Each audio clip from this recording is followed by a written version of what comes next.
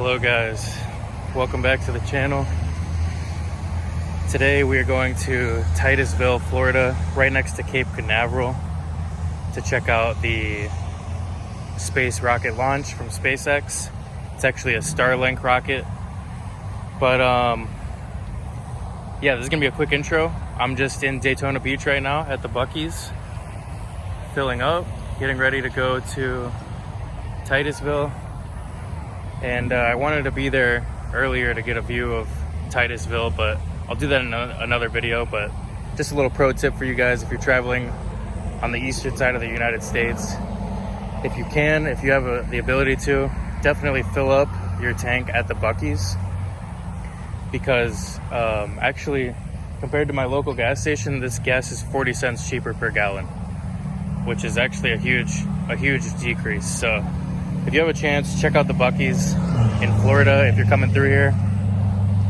But yeah, I'm going to head over to Cape Canaveral now, actually Titusville, where I'm going to be viewing the launch from, and I will see you guys over there. All right, you guys, I'm just going to go on a quick little rant real quick. So if you want to skip the negativity and the ranting, I will leave a timestamp right here so you can just skip all this.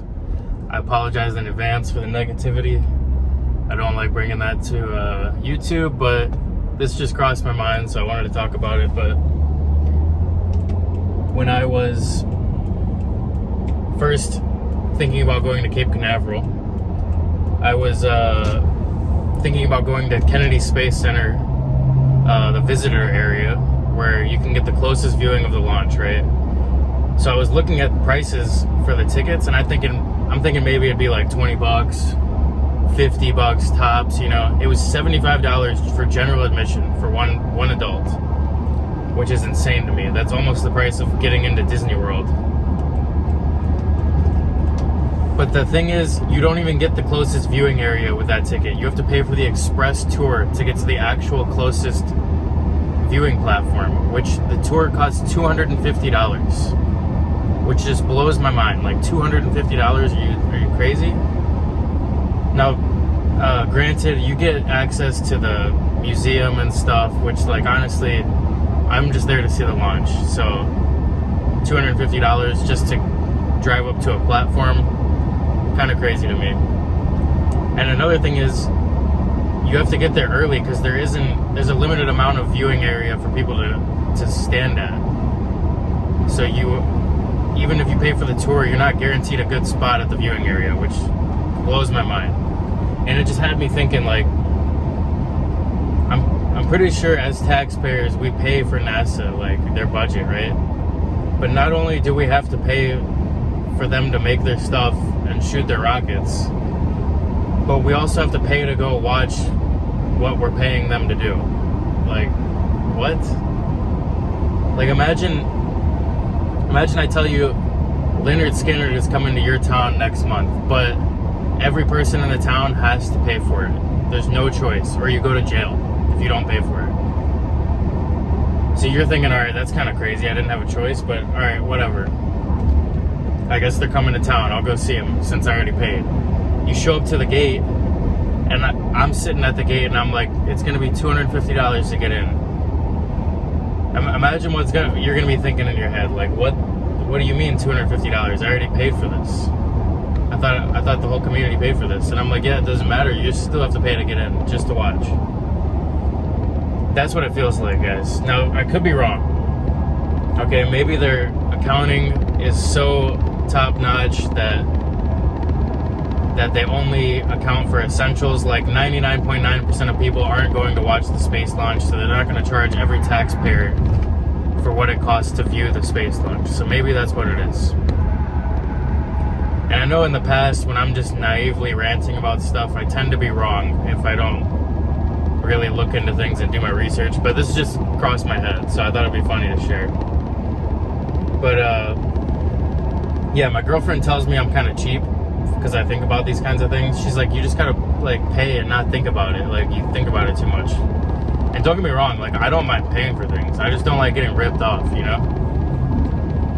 But let me know in the comments if you think she's right. If you think I'm just an annoying person and I should just pay and stop ranting, but I remember I was watching these tour videos of like $10-20 million mansions with my dad on YouTube.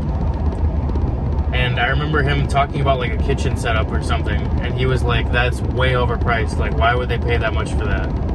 I think it was like $200,000 for the kitchen or something. And I was like, because they can. Like, why wouldn't they? And he was like, just because you can doesn't mean like you should do it, you know? He said there's a difference between paying extra for luxuries and getting ripped off. And that really stuck in my head. Like, that's so truthful. Like, I've been to restaurants sometimes and they give me like McDonald's quality burgers for 4 times the price. And it's like, I don't mind paying extra for top quality, but I don't want to just pay extra and get ripped off and scammed, you know? And I don't know, that's just what this felt like to me. It's like, really, I gotta pay $250 just to drive up to a platform to take a video for like 20 seconds? Like, that's just, I don't know. Let me know in the comments if you think I'm just naive, I don't know what I'm talking about. It's totally worth it. If you've been on this tour and it's totally worth it, let me know in the comments below. I'm still considering doing it. Like, I feel like I'm definitely gonna go back and see another launch soon, because I wanted to explore Titusville and some of the other cities around there and do like a full length vlog for you guys, just so you can see the area and see what it has to offer. Because there's a lot more than just Cape Canaveral over there. It's like multiple cities, some beaches, but I didn't have a chance today, and this is a nighttime launch, so I might not be really exploring anywhere except just going to see the launch. So it'll still be worth making a video, but I'm definitely going to go back for another launch. So let me know if you guys want me to get the tour in the comments below. But that's it for the rant. No more negativity for the entire video, I promise. I'm driving to Titusville right now, and yeah, I'll see you guys when we get there. Okay guys, so the original plan was to stop in Titusville for the rocket launch because it was going to go off at 9 p.m. and I wasn't able to make it all the way to Cape Canaveral, the city, to see the launch, which is a little closer. But luckily for us, they pushed the launch back to 10:41 p.m. so it gave me enough time to drive to Cape Canaveral, which is probably like 30 minutes from Titusville. And I managed to find a beach access area with free parking, which is really cool. So I'm going to get an even closer view of the rocket for you guys. And it also gives me time to give you guys a little history on Cape Canaveral real quick, if you're interested. So it was originally, well, there was archaic people that lived here, you know, since 5000 BC, I guess there's records of, but I'll bring you to the 16th century when the Spanish colonial period was happening. And Pedro Menendez landed here in 1571, and he came across the Ais people. Forgive me if I'm pronouncing that wrong, but he came across the Ais people, which are Native American Indians, and they came into an agreement, I guess because he had a shipwreck off of Cape Canaveral, and they came into a diplomatic agreement that the Ais people would be paid any ransom for returned sailors that were shipwrecked in Cape Canaveral, because I guess that would happen a lot back then. And it was originally named Cabo Canaveral, I believe. Forgive me if I'm pronouncing it wrong. I have terrible Spanish, but that meant sugar plantation, I guess. So that's where the name Cape Canaveral comes from. Another cool fact about Cape Canaveral actually has to do with the location of the place. So there's a couple reasons why they chose that location. The first reason is because it is along the equator, and I guess the movement of the Earth actually moves faster along the equator, and this helps for rocket launches for some reason. I can't think of a reason why. If any of you know in the comments, please let me know. It has something to do with the speed of the Earth rotating, and it's good for rocket launches for some reason. But another reason they chose that spot is because it is right next to the ocean, and they kind of aim the rockets over the ocean, so just in case there's any failure or anything that goes wrong, the rocket will actually crash into the ocean and not on land somewhere or in some city or something. So those are the couple reasons why they chose that spot for the rocket launches, but I thought that was a pretty cool fact. And yeah, fast forward to 1950 was when they originally turned it into a military base, and what it is today, where they do space launches now. And on July 24th, 1950 was the first rocket launch out of Cape Canaveral. And that leads us into today, August in 2023, and we are witnessing the Falcon 9 SpaceX launch for Starlink out of Cape Canaveral. I'm so excited, guys. Like, it's amazing what they're doing out here. The amount of engineers and scientists it probably takes just to make something like this happen is amazing. Elon Musk is absolutely amazing. The biggest feat that they had was being able to land the rockets back down to Earth, so all of the millions of dollars that they spend on the rocket isn't wasted. They can actually fly it to space and then bring it back down, which is totally amazing. We won't be seeing the landing, I guess. We're just going to be seeing the liftoff. Yeah, it's just so cool what they're doing with this Starlink stuff. I remember actually being in a YouTube comment section on a live stream for someone, and I was chatting with someone in the live chat, and he was telling me that he was on a freight ship in the middle of the Pacific Ocean, and I was asking him, how do you get an internet connection out there? And he told me that he has Starlink, which is absolutely amazing. Like, the fact that you can get an internet connection on any point of the world, even in the center of the Pacific Ocean, is just totally mind-blowing. The stuff that SpaceX is doing is just next level. I'm so excited to see, you know, like, what's to come in the future. And maybe if I start doing I've seen even people, some van life channels, people that live in vans and RVs, they use Starlink to get connections for, you know, remote places that they are staying at. So maybe I'll look into getting that for myself if I go on the road. But it's just so cool what they're doing, guys. And yeah, it's going to be even cooler to watch this rocket launch, because I've always looked at videos of this kind of stuff when I was a kid and never thought I'd actually see one in person, but I had the chance to do it tonight. So we are out here, and I am willing to wait as long as it takes for any delays, even if it delays until tomorrow, to see this rocket launch, just to show it to you guys and so I can see it myself. So I am very excited. Like, imagine living over here. One thing I do want to say is, when I pulled up on the map, it looks like there's a nice, you know, thriving city over here. I figured it'd be like a beach town. It's really not. It's like very quiet, very dark. They don't want you parking on any streets. It's kind of a weird, eerie vibe over here at night. Maybe it's different during the day. The park that I was originally gonna view the launch from is closed. You can't park on any streets. They don't want you parking anywhere. I mean, the vibe I get, at least from driving through here for like 10 minutes, was like, please go away. We get that there's cool space launches going on, but we don't want you guys here. Maybe I'm wrong. If you're from Cape Canaveral, let me know. But imagine how cool it would be just to live over here, guys. Like, almost on a weekly basis, you go to your backyard and you see a giant rocket launching to space. Like, it's just absolutely amazing. But yeah, that's a little history on Cape Canaveral, and I'm very excited that we could get an even closer view for you guys. So I'm gonna go set up the camera, set up the tripod, and try to get my zoom lens put on the camera and everything.